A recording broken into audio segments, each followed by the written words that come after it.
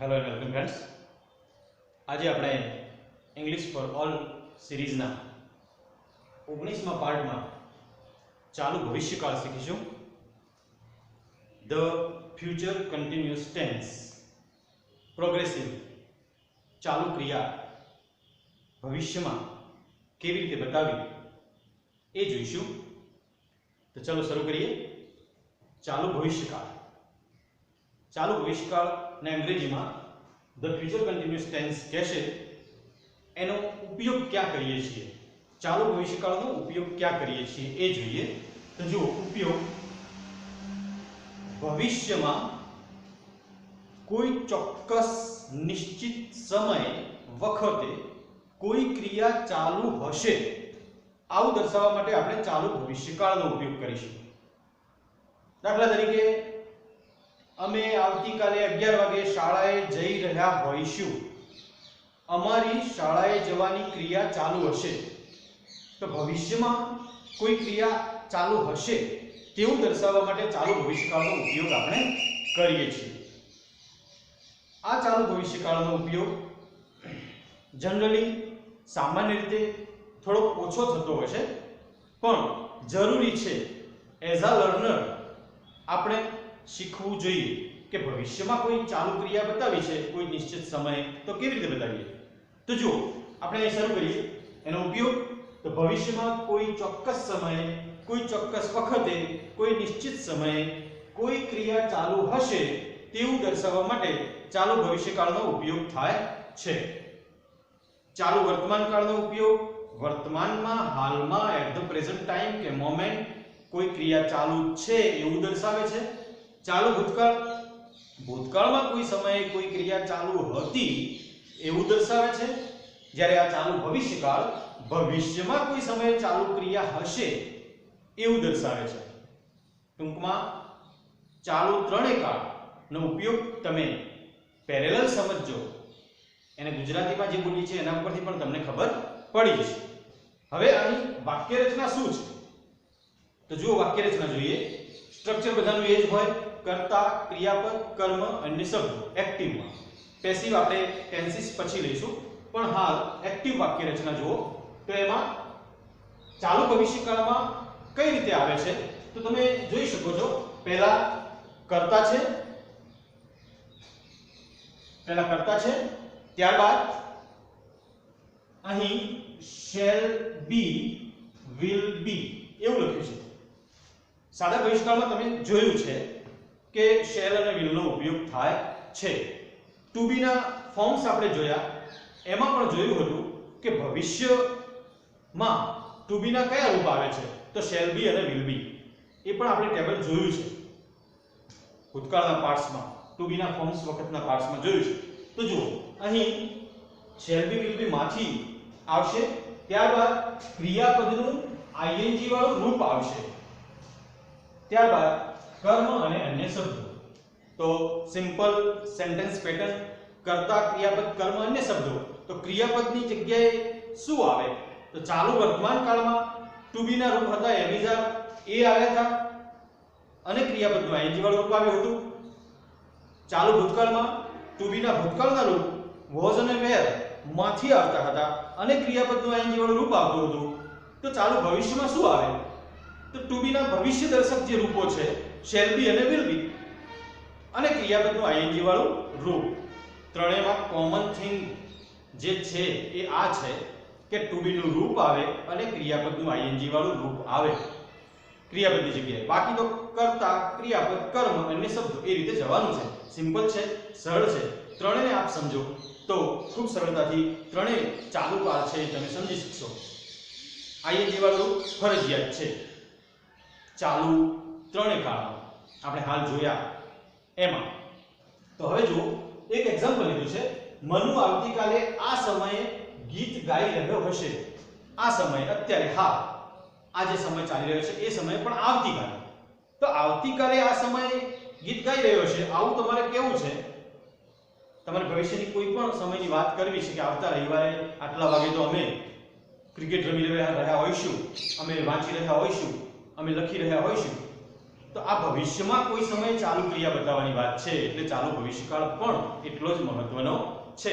તો આનું આપણે જે એક્ઝામ્પલ લીધું, મનુ આવતીકાલે આ સમયે ગીત ગાઈ રહ્યા હશે, એનું અંગ્રેજી કેવી રીતે કરીશું?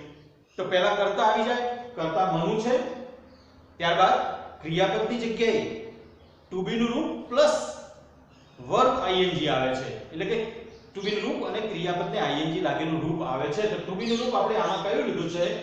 મનુ કર્તા છે, ત્યારબાદ શેલ બી અને વિલ બી માંથી તો મનુ પોતે ત્રીજો પુરુષ એકવચન આપણે જાણીએ છીએ, તો ત્રીજા પુરુષ એકવચન સાથે સાદા ભવિષ્યકાળમાં પણ આપણે જોયું કે વિલ આવશે, તો અહીંયા વિલ બી.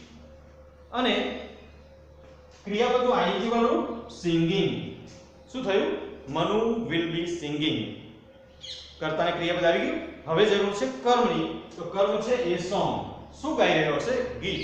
તો Manu will be singing a song. ક્યારે? એટ આપણને ખબર છે કે સમય સાથે એટ આવે છે, તો એટ ધીસ ટાઈમ, આ સમયે. ક્યારે? ભવિષ્યમાં, તો આવતીકાલે, ટુમોરો. તો આખું વાક્ય સમજો. મનુ આવતીકાલે આ સમયે ગીત ગાઈ રહ્યો હશે. એવું કોઈ પણ આ પ્રકારનું કોઈ પણ વાક્ય બનાવવું છે તો તમે કેવી રીતે બનાવશો? તો કર્તા જે હોય, ત્યારબાદ શેલ બી કે વિલ બી, ત્યારબાદ ક્રિયાપદનું આઈએનજી વાળું રૂપ, ત્યારબાદ કર્મ જો હોય તો, ન પણ હોય. મનુ ગાઈ રહ્યો હશે એવું કેવું છે? ગીત કેવું જ નથી, તો એ સોંગ નીકળી જશે. તો કર્તા, ત્યારબાદ શેલ બી વિલ બી માંથી, ત્યારબાદ આઈએનજી વાળું ક્રિયાપદનું રૂપ, ત્યારબાદ કર્મ હોય તો, અન્ય શબ્દો હોય તો આ રીતે વાક્ય બનશે. Manu will be singing a song at this time tomorrow. સમજો, આવા જુદા જુદા વિવિધ વાક્યો બનાવજો. આપણે ટેબલ પણ લઈ રહીએ છીએ. ટેબલમાં જુઓ, આપણે રીડ લીધું છે, એક્ઝામ્પલ તરીકે રીડ લીધું છે. તો શું થશે જુઓ, તમે ધ્યાનથી જોજો. પ્રથમ પુરુષ સાથે આપણે જનરલી શેલ વાપરીએ છીએ એ રીતે જ રાખ્યું છે. લાસ્ટ પાર્ટ તમે જોજો ભવિષ્યના, એમાં થોડુંક તમને ડિટેલ વધારે પણ ખબર પડશે. શેલ અને વિલ વિશે પણ વાત કરી જ છે, એમાં કેવી રીતે ચેન્જ કરી શકાય છે. જનરલી આ રીતે રાખીશું. તો આઈ શેલ બી રીડિંગ, હું વાંચી રહ્યો હોઈશ. ક્યારે? ભવિષ્યમાં, કોઈ નિશ્ચિત સમય. એ રીતે વી શેલ બી રીડિંગ, અમે વાંચી રહ્યા હોઈશું. ક્યારે? ભવિષ્યમાં, કોઈ નિશ્ચિત સમય. આવતીકાલે આટલા વાગે અમે વાંચી રહ્યા હોઈશું. આવું કેવું છે? તો we shall be reading at this time tomorrow. Simple છે. એ જ રીતે યુ વિલ બી રીડિંગ, તું વાંચી રહ્યો હોઈશ, અથવા યુ વિલ બી રીડિંગ, તમે વાંચી રહ્યા હશો. એ જ રીતે હી શી ઈટ હોય, અથવા કોઈ પણ એક વચન નામ હોય જે ત્રીજા પુરુષ એક વચનમાં આપણે શીખ્યા છીએ. સર્વનામના ટેબલમાં અગાઉના કાળમાં પણ અહીં કનુ, રામ, મનુ, રીના, મીના, એ ડોગ, એ કેટ, એ કાઉ કોઈ પણ આવી શકે.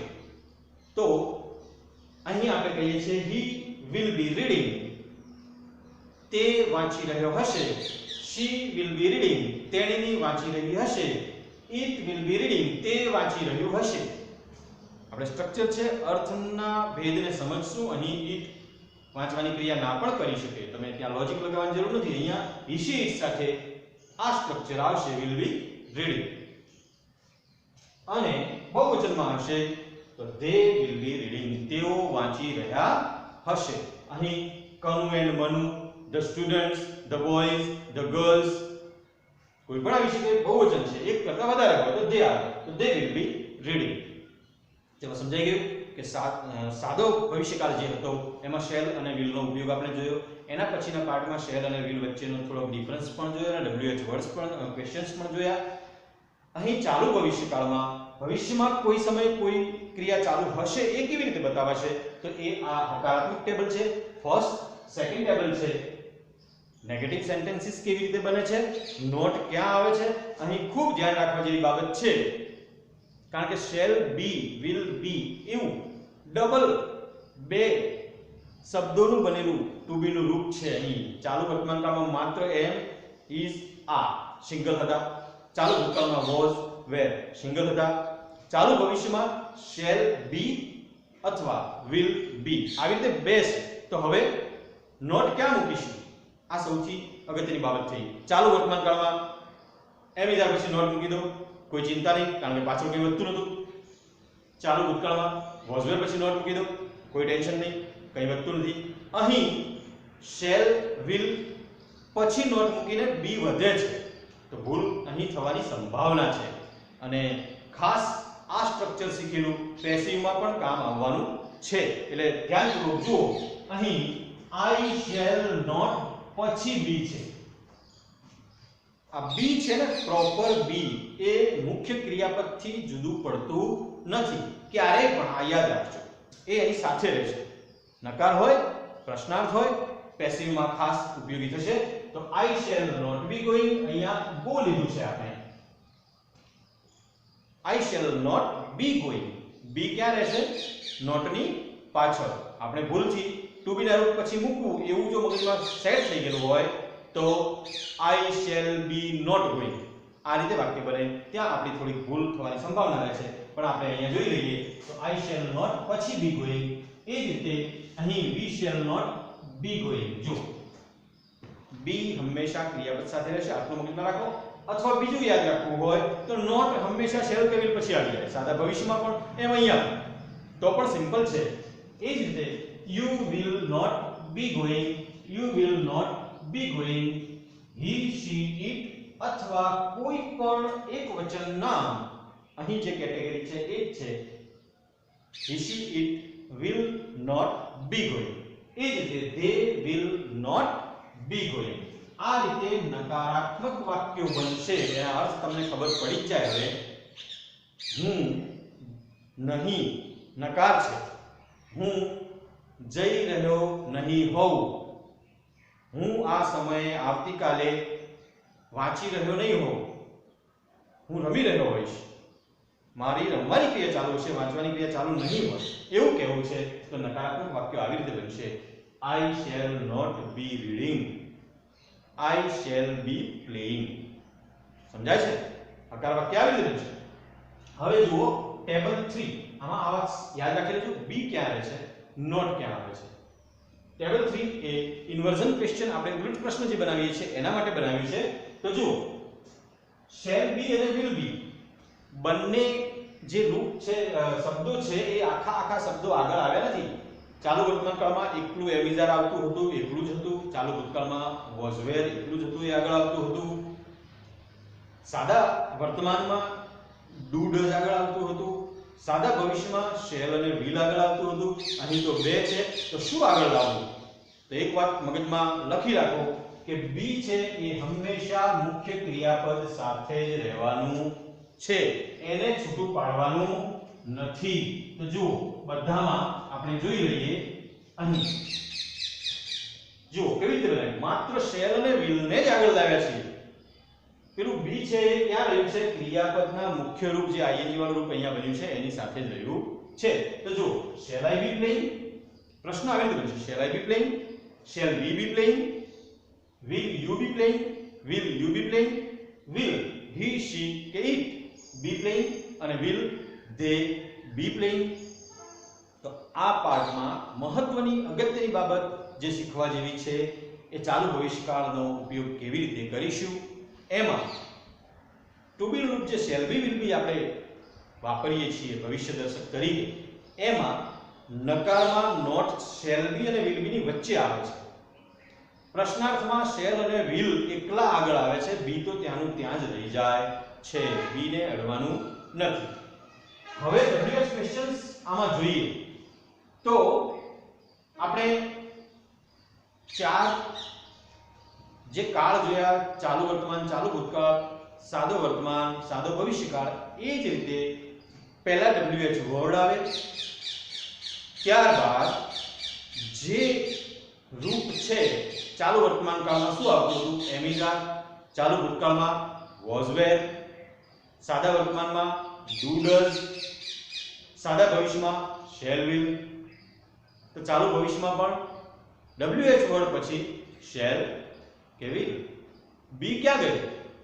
તમને યાદ છે, બી હંમેશા ક્રિયાપદના રૂપની સાથે જ રહેવાનું છે, મુખ્ય ક્રિયાપદ સાથે જ રહેવાનું છે. જુઓ અહીં ગોળથી આપણે પ્રશ્ન કર્યો છે. ગુજરાતીમાં આ વાક્ય કેવું બને છે જુઓ, what will they be doing at 6 o'clock tomorrow?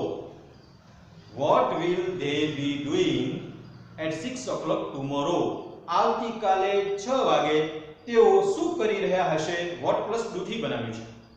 શું કરી રહ્યા હશે એવું પૂછવું છે. તમે શું કરી રહ્યા હશો? આવતીકાલે 11 વાગે તમે શું કરી રહ્યા હશો? આવું કોઈ પ્રશ્ન બનાવવો છે તો કેવી રીતે બનશે? what આવશે, shall કે will જે યોગ્ય હશે એ આવશે. what will છે, પછી કર્તા આવશે, ત્યારબાદ પેલું બી છે એ આવશે અને ક્રિયાપદનું ing વાળું રૂપ આવશે. કર્મ અને અન્ય શબ્દો હશે એ પ્રમાણે આવશે. તો આ સ્ટ્રક્ચરને ખાસ તમે ધ્યાનપૂર્વક જોઈ લો. what એ wh વર્ડ છે, will અને be એ to be નું રૂપ છે, પણ એ ભેગા સાથે રહેતા નથી. વચ્ચે કરતા ધ્યેય આવી ગયું. એટલે કે તે તો યોગ્ય જગ્યાએ જ આવ્યું છે. બી નો પ્રશ્ન છે કે અહીં બી અહીં નહીં આવે. what will be they doing? ના, તો આ બી ને ક્યાં રાખવાનું છે? મુખ્ય ક્રિયાપદ જે doing છે એની સાથે. પ્લેઇંગ હોય, ટીચિંગ હોય, રનિંગ હોય, કંઈ પણ હોય એની સાથે પેલું બી રહેવાનું છે. તો what will they be doing at એ સમય સાથે આવે છે 6 o'clock tomorrow. આવતીકાલે 6 વાગે તેઓ શું કરી રહ્યા હશે? તો આ what ની જેમ જ કોઈ પણ wh વર્ડ લઈ અને તમે પ્રશ્ન બનાવી શકો, જે આપણે અગાઉ શીખ્યા છે. તમે જો થોડીક હજી 50 wh ક્વેશ્ચન્સમાં હોય તો જરા પાછળના જે પાર્ટ્સ છે એ જોઈ લેજો. એ બહાને કાળ પણ થોડાક રિવિઝનમાં આવી જશે. આપણે who વાળું અગત્યનું એટલા માટે છે કે who માં કરતા હોતું નથી. આપણે આટલા કાળ જોયા એમાં તમને ખબર છે કેવી વાક્ય રચના બને છે. who will be singing a song at this time tomorrow? આવતીકાલે આ સમયે કોણ ગીત ગાઈ રહ્યું હશે? આવો પ્રશ્ન પૂછવો છે. તો કરતા છે નહીં, અને એટલે અહીં જે કરતાની જગ્યા હતી એ અહીં ખાલી પડી છે. જુઓ, કરતા છે જ નહીં તો will be કે shall be ભેગું થઈ જાય ઓટોમેટિક, કરતા ન હોય તો. હવે અહીં who સાથે આપણે ત્રીજો પુરુષ એકવચન જ સમજીએ છીએ એટલે will લીધું છે. who માં હંમેશા મોટે ભાગે આપણે ત્રીજો પુરુષ એકવચન સમજીએ છીએ, કારણ કે એ બોલનારને ખબર નથી હોતી, સાંભળનારને ખબર નથી હોતી, કોઈ ત્રીજા વ્યક્તિ વિશે વાત કરતા હોઈએ છીએ એટલે આપણે ત્રીજો પુરુષ સમજીએ તો who will be અહીં કરતાની જગ્યા આવે પણ અહીં નહીં આવે. ધ્યાન રાખજો, who સાથે who વાળા વાક્યમાં પ્રશ્નમાં કરતા હોય નહીં, એટલા માટે એ હંમેશા ડ્રોપ થઈ જાય છે સીધે સીધું. તો who will be singing ક્રિયાપદનું ing વાળું રૂપ a song ગીત at this time આ સમયે tomorrow. આવતીકાલે આ સમયે કોણ ગીત ગાઈ રહ્યું હશે? આવો પ્રશ્ન, આવા પ્રશ્નો wh વર્ડ તમે બનાવજો. તમને પ્રેક્ટિસ થશે, તમને પોતાને કેટલું આવડે છે એની પણ તમને ખબર પડશે. હવે આમાં અન્ય શબ્દો જે છે એ કયા આવી શકે? તો જેમ ચાલુ ભૂતકાળમાં ભૂતકાળ દર્શક કોઈ શબ્દ સાથે યસ્ટરડે, એગો, બિફોર, કોઈ પણ સમય ભૂતકાળમાં જે શબ્દો છે એવા કોઈ શબ્દ સાથે કોઈ નિશ્ચિત સમય, કોઈ ચોક્કસ સમય કે આ વખતે આ સમયે આવું આવે. તો ભવિષ્યમાં શું? તો ભૂતકાળ દર્શક શબ્દની જગ્યાએ અહીંયા આવશે ભવિષ્ય દર્શક શબ્દ. ભવિષ્ય દર્શક શબ્દ. ભવિષ્ય દર્શક શબ્દોમાં આપણે સાદા ભવિષ્યકાળમાં કેટલાક શબ્દો જોયા, ટુમોરો, નેક્સ્ટ વગેરે, ફોલોઈંગ, ઇન ધ ફ્યુચર. તો આ ભવિષ્ય દર્શક શબ્દો છે, સાદા ભવિષ્યમાં તમે જોયા છે. તો એવા કોઈ શબ્દ સાથે કોઈ ચોક્કસ સમય, કોઈ નિશ્ચિત વખત, નિશ્ચિત સમય આવે તો સમજવું કે આ ચાલુ ભવિષ્યકાળ છે. ચલો મિત્રો, યાદ રહી ગયું? ભવિષ્ય દર્શક શબ્દ સાથે ચોક્કસ સમય અથવા at this time, at this moment એમ પણ કહી શકાય. આ ક્ષણે, ગુજરાતીમાં આપણે સમય, વખત, ક્ષણ એવું વાપરીએ છીએ તો એ આવી શકે. એટલે આ ભવિષ્ય દર્શક શબ્દ સાથે કોઈ નિશ્ચિત સમય આવ્યો હોય કે એટ ધીસ ટાઈમ આવ્યું હોય ત્યારે આપણે ચાલુ ભવિષ્યકાળ વાપરીશું. તો મિત્રો, ચાલુ ભવિષ્યકાળનો આ પાઠ ખૂબ અગત્યનો પાઠ છે આપણા માટે. આપણે આ કાળ શીખવાની સફર ધીમે ધીમે આપણે આગળ વધારી રહ્યા છીએ. આપણે ચાલુ વર્તમાનકાળ, ચાલુ ભૂતકાળ, સાદો વર્તમાનકાળ, સાદો ભવિષ્યકાળ અને હવે લીધો આ ચાલુ ભવિષ્યકાળ. ખૂબ ધ્યાનથી આ બધા જ ટેન્સીસ જોજો, કારણ કે આ બેઝ છે, આ કમ્પ્લીટ હશે, મજબૂત હશે તો આપણી આગળની જે ઇંગ્લિશ લર્નિંગની પ્રોસેસ છે એ સારી કહી શકાય સ્પીડમાં ચાલશે અને તમને ક્યાંય કન્ફ્યુઝન રહેશે નહીં. તો આ પાઠને અહીં પૂરો કરીએ છીએ. અગાઉના પાઠ ફરીથી જોઈ લેજો, પુનઃ જોઈ લેજો, આપણી સાથે સતત જોડાયેલા રહેજો. તમે હજુ સુધી જો આ ચેનલને સબસ્ક્રાઇબ નથી કરી, મેં લાસ્ટ પાર્ટમાં પણ કહ્યું હતું કેટલાક વિદ્યાર્થી મિત્રો ને સબસ્ક્રાઇબ કરવામાં ખ્યાલ ના આવતો હોય, નાની એજ છે, હજુ YouTube વાપરતા નથી, તો એમને કહી દઉં કે આપ YouTubeમાં વીડી જોશી V.D.Joshi આવી રીતે સર્ચ કરશો તો વીડી જોશી બીજા પણ આવશે. પણ તમે મને ઓળખો જ હોય, મારા જે પાર્ટ્સ હોય, મારી ચેનલનો કોઈ વિડીયો તમે ચાલુ કરો, એમાં નીચે સબસ્ક્રાઇબ લખેલું લાલ અક્ષરથી આવે, એના ઉપર એકવાર સિંગલ ક્લિક કરવાની છે. Free of charge, free of cost, એમાં કોઈ પૈસા નથી થતા, કશું તમારું કશું જતું નથી. તો એ સબસ્ક્રાઇબ કરજો, લાઈક કરજો, શેર કરજો, કમેન્ટ કરજો. તમને કોઈ કન્ફ્યુઝન હોય, કોઈ પ્રશ્ન હોય, તમે કોઈ બનાવેલું વાક્ય હોય, તમે કોઈ એક્ઝામ્પલ બનાવ્યા હોય તો તમે કમેન્ટ બોક્સમાં લખો, તો મને પણ ખબર પડે કે મારા મિત્રોનું લર્નિંગ કેવું ચાલી રહ્યું છે. હું એને કંઈક બાય ચાન્સ મિસ્ટેક હશે તો કરેક્ટ કરીશ, પ્રયત્ન કરીશ કે હું તમને તમારી દરેક કમેન્ટનો જવાબ પણ આપું. તો આ ચેનલને વધુ ને વધુ તમે શેર અને સબસ્ક્રાઇબ કરો, મિત્રોમાં પણ શેર કરો. અસ્તુ. ભારત માતા કી જય. વંદે માતરમ.